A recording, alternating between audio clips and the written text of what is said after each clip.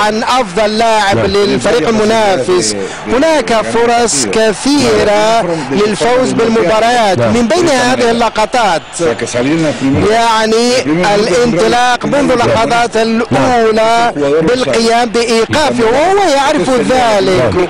وخلال العشر دقائق الأولى رأينا أنه تعرض ل4 أخطاء منها سنايدر. كان دائما هناك محاولة رفس على قدم ميسي. يعني ميسي أجبر اللاعبين على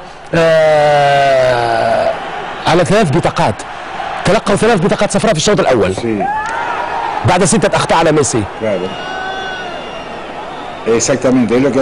هذا ما كنا نتكلم عنه. الحكم تأخر من إخراج البطاقات الصفراء، ولكن هذا النوع من التعرض للأخطاء يؤثر على اللاعب.